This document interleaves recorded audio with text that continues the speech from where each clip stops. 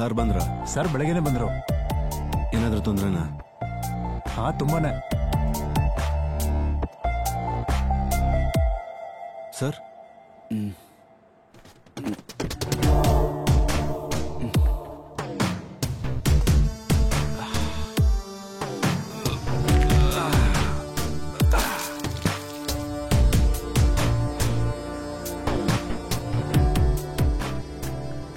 ಸತ್ ಹೋಗಿರೋದು ಇರಿಂಚಾಲ ಕುಡ್ದ ಜಾನಿ.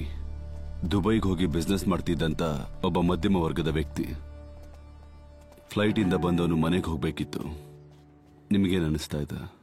He's A carrier.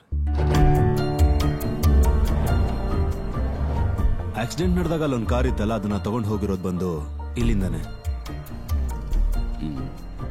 ನನಗೆ ನೆನಪಿಲ್ಲ. ನೆನಪಿಲ್ವಾ? ಕೇಳ್ದವ್ರಿಗೆಲ್ಲ ಕಾರ್ ಕೊಟ್ಬಿಡ್ತೀರಾ?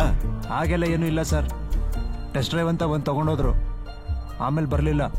ಪೊಲೀಸರಿಗೂ ಕಂಪ್ಲೇಂಟ್ ಕೊಟ್ಟಿದ್ದೀನಿ ನಾನು. ಆಮೇಲೆ ಸರ್, ನನಗೆ ತೊಂದರೆ ಕೊಡಬೇಡಿ, ನಾನೀ ಕೆಲಸ ಶುರು ಮಾಡಿ ತುಂಬಾ ವರ್ಷ ಆಯ್ತು. ನಾನೀ ಕೆಲಸನ ಶುರು ಮಾಡಿ ತುಂಬಾ ದಿನ ಆಯ್ತು. ಗಾಡಿಯಲ್ಲೇ ತಾಕಿವನ್ನ. ಸರ್ ಬೇಡ ಸರ್. ಜಾನಿ ಬಂದಿದ್ದು, ಅವರು ಅಡಾಟ್ ಜಾರ್ಜ್ ಸರ್ ಜೊತೆ ಇರ್ತಾರೆ. ನಿಮ್ಗವ್ರು ಗೊತ್ತಲ್ವಾ ಸರ್?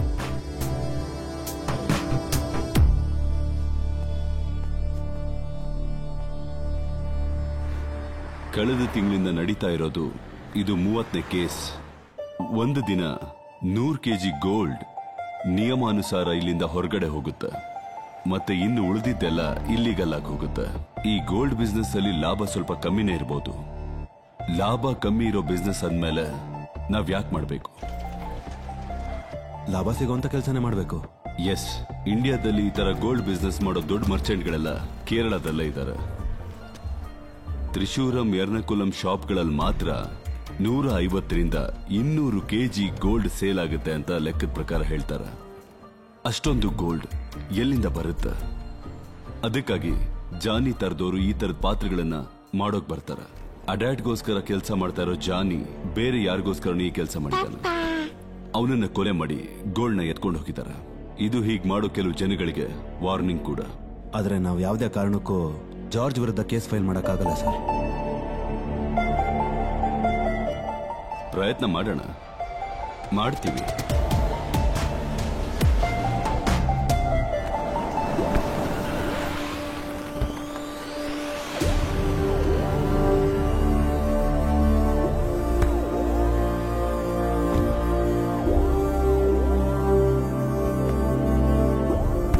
ಜಾರ್ಜ್ ಅಣ್ಣ, ಕಾರ್ ತೆಗೆ.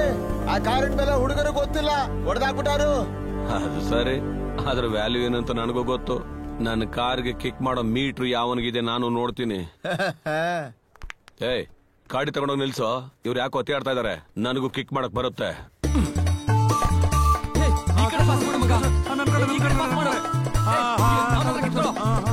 ಈ ಕಡೆ ಕಿಕ್ ಮಾಡು. ಈ ಕಡೆ ಪಾಸ್ ಮಾಡೋ.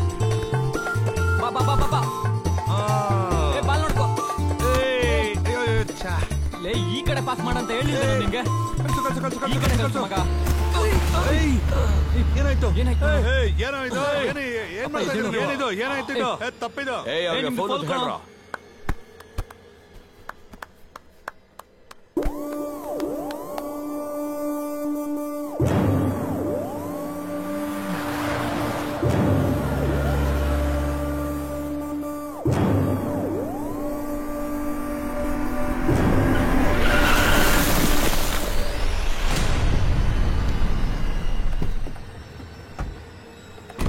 ಆಟ ಆಡ್ಬೇಕಾದ್ರೆ ಹುಷಾರಾಗಿ ಆಟಾಡಿ, ಇಲ್ಲ ಅಂದ್ರೆ ಪೆನಾಲ್ಟಿ ಹೊಡೆಯೋದಕ್ಕೆ ನಾವು ಬರ್ಬೇಕಾಗುತ್ತ. ಹೊಸ್ಬ ಅನ್ಸುತ್ತೆ. ನನ್ನ ಆಫೀಸಿಗೆ ಬಂದು ಹೋಗು. ನಿನ್ ಆಫೀಸಿಗೆ ಬಂದು ನೀನ್ ಕೊಡೋ ಪಾರ್ಟಿನ ಎಂಜಾಯ್ ಮಾಡಿ ನೀನ್ ಹಾಕಿದ ಭಿಕ್ಷೆನ ತಗೊಳ್ಳೋ ಕ್ಯಾಟಗರಿ ನಂದಲ್ಲ. ಗಾಡಿ ಹತ್ತು. ಕಾರ್ನ ಆ ಕಡೆ ನಿಲ್ಸ್ ಬನ್ನಿ ಸರ್, ಮಾತಾಡೋಣ. ನಾನ್ ಮಾಡ್ತಿರೋ ಬಿಸ್ನೆಸ್ ನಮ್ಮ ಮುತ್ತಾತ ಮಾಡ್ತಾ ಇದ್ರು. ಅದನ್ನ ಸಾರಲ್ಲ, ಸಾರ್ ಅಪ್ಪ ಬಂದ್ ಕೇಳಿದ್ರು ಈ ಕಾಕಿಗಳನ್ನ ತರನೇ ನೋಡ್ಕೊಳ್ಳೋದು. ಯಾಕೋ ನಿನಗಿಷ್ಟೊಂದು ದಿಮಾಕು? ನಿನ್ನ ದುರಹಂಕಾರ ದರ್ಪ ನನ್ನ ಮುಂದೆ ತೋರಿಸಿದ್ರೆ ಚೆನ್ನಾಗಿರಲ್ಲ. ಹತ್ತಾಲೆ ಗಾಡಿ. ಇದೆಲ್ಲ ನನ್ನ ಹತ್ರ ಇಟ್ಕೋಬೇಡಿ, ಹೊರಡಿ. ತೆಗೆರಿ ಕೈ.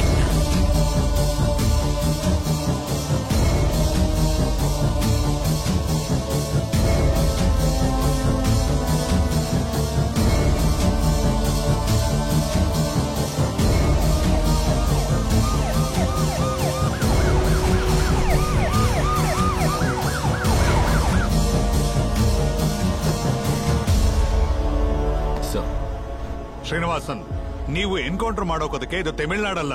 ಜಾನ್ಸ್ ಕೌಂಟರ್ ಅಟ್ಯಾಕ್ ಮಾಡಿದ್ರೆ ನೀವು ತಡೆಯಕ್ಕಾಗೋದಿಲ್ಲ. ಸರ್, ನನ್ನ ಹತ್ರ ಸ್ಟೇಟ್ಮೆಂಟ್ ಇದೆ. ನಾನು ನಮ್ಮ ಮ್ಯಾಜಿಸ್ಟ್ರೇಟ್ ಮುಂದೆ ಹಾಜರುಪಡಿಸಬೇಕು.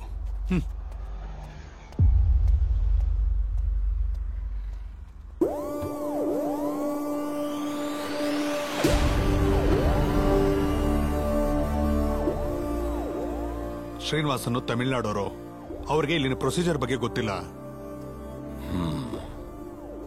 ನಿನಗೆ ಹೇಗ್ ಬೇಕೋ ಹಾಗೆ ಆಡ್ತಾ ಇದೆಯಲ್ವಾ, ನಿನಗೆ ತಕ್ಕ ಪಾಠ ಕಲಿಸ್ತೇನೆ. ಅವರು ನಿಮ್ ಬಗ್ಗೆ ಗೊತ್ತಿಲ್ದೇನೆ ತಪ್ಪು ಮಾಡ್ಬಿಟ್ಟಿದ್ದಾರೆ, ದಯವಿಟ್ಟು ಕ್ಷಮಿಸ್ಬಿಡಿ.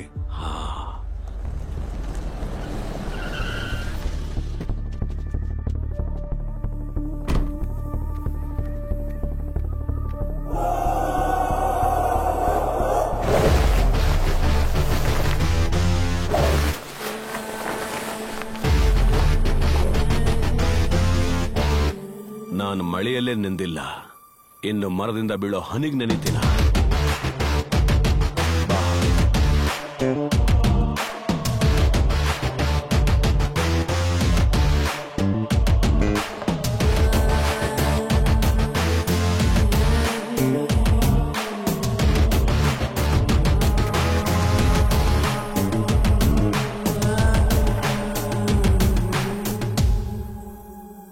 ಬಾಮ, ನೀನು ಕೂತ್ಕೋ. ಜರಿ, ನೀನ್ ಏನ್ ಮಾಡ್ತಿದ್ಯಾ? ಹೊಟ್ಟೆ ತುಂಬಾ ಊಟ ಮಾಡು. ನೋಡು, ಚೆನ್ನಾಗಿ ಊಟ ಮಾಡಿದ್ರೇನೆ ನಿಮ್ಮ ಅಪ್ಪನ ತರ ಒಳ್ಳೆ ಪವರ್ಫುಲ್ ಬಿಸ್ನೆಸ್ ಮ್ಯಾನ್ ಆಗಕ್ಕಾಗೋದು. ನನ್ಗೆ ಬಿಸ್ನೆಸ್ ಮ್ಯಾನ್ ಆಗೋ ಆಸೆ ಇಲ್ಲ. ಮತ್ತೆ ಪೊಲೀಸ್ ಆಗ್ಬೇಕು ಅನ್ನೋದು ನನ್ನ ಆಸೆ.